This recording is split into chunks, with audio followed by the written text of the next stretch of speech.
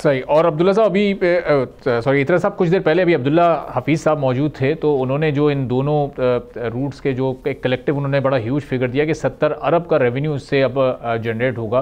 तो जो reference price, मैं यही सवाल आपके सामने रखने वाला था कि पहले जब ये पाबंदी थी तो रेफरेंस प्राइस 85 अरब 3 करोड़ की थी, जिस पर बिड 10 अरब की आई। तो अब ये 85 अरब से फिर ये कितना ऊपर चला जाएगा, चूँकि बुक वैल्यू वहीं पर है। इस 70 बिलियन को भी अगर आप इसमें ऐड ऑन कर लेंगे तो फिर ये शायद 125 या 130 बिलियन को भी क्रॉस कर जाएगी रेफरेंस प्राइस। देखिए, नंबर वन एक चीज तो मैं ये अर्ज करूं कि ये जो 10 बिलियन की बिड आई थी ना, ये तो सिर्फ एक मजाक था। और वो पार्टी जिसने ये बिड दी थी वो शायद ये चाह रही थी कि वो आइंदा के लिए डिस्क्वालीफाई ना हो जाए। तो उसने कहा कि चलिए एक ऐसी बिड दीजिए कि जिसकी कोई तौकीर ही ना हो। लिहाजा वो तो खत्म हो गई और अच्छा हुआ, बहुत बेहतर हुआ हमारे हक के अंदर। और ये जो 85 बिलियन की आपने बताया ना कि जो बिड हमारे पास, हमने जो इसकी रेफरेंस प्राइस रखी हुई थी, अब उस रेफरेंस प्राइस में एज आई सेड अर्लियर कि आपकी जो वैल्यूएशन है वो इम्प्रूव करेगी।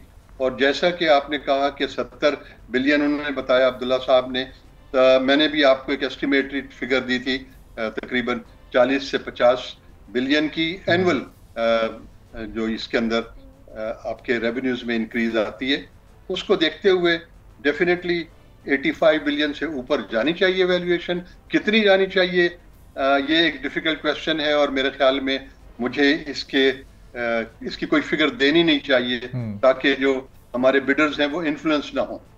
और इतना सब क्या शेयर्स की जो परसेंटेज है वो भी ऊपर जानी चाहिए। 60% शेयर्स को इस वक्त गवर्नमेंट सेल करना चाहती है, तो अगर ये इन शेयर्स की थोड़ी परसेंटेज बढ़ा दी जाए तो शायद बिडर्स के लिए भी ज़्यादा अट्रैक्टिव होगा, शायद और ज़्यादा इन्वेस्टर्स फिर इस जाने मुतवज्जे हो जाएंगे।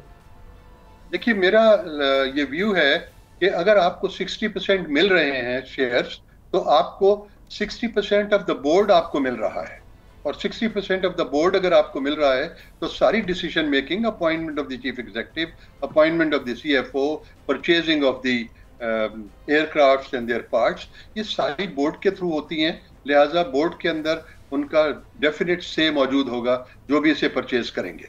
सही। अच्छा, तो जी फ्लीट साइज जो बढ़ाने की कंडीशन थी गवर्नमेंट की, अभी चूंकि अब्दुल्ला साहब से गुफ्तगू हो रही थी तो 33 में से कोई 17-18 के करीब इस वक्त जो तैयारे हैं वो ऑपरेशनल हैं।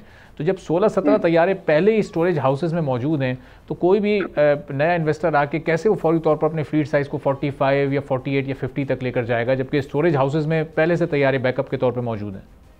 बिल्कुल बिल्कुल, आपकी ऑब्जर्वेशन दुरुस्त है। और मैंने गुज़श्ता से पेवस्ता वाली बात है कि मैंने ये कहा था कि हमारे पास जो 34 के करीब एयरक्राफ्ट मौजूद हैं, उन 34 में से तकरीबन आधे एयरक्राफ्ट जो हैं वो ऑपरेशनल नहीं है इस वक्त। और उनके ऑपरेशनल ना होने की वजूहात में से एक वजह जो है वो जीएसटी है on the aircraft and there parts. तो गवर्नमेंट को चाहिए कि ये जीएसटी का इशू जो है एयरक्राफ्ट के पार्ट्स के इंपोर्ट के ऊपर, उसको जल्द अज जल्द रिजॉल्व कर लें। क्योंकि आप ये जानते हैं कि पीआईए जो है वो अपने एयरक्राफ्ट्स के पार्ट्स नहीं बेचेगी। पीआईए ने एक्चुअली टिकट्स बेचने हैं, और टिकट्स के ऊपर जो है वो फेडरल एक्साइज ड्यूटी होती है। लिहाजा गवर्नमेंट को चाहिए कि वो ये कंसिडर करे कि जो फेडरल एक्साइज ड्यूटी है, this should be substituted by the GST.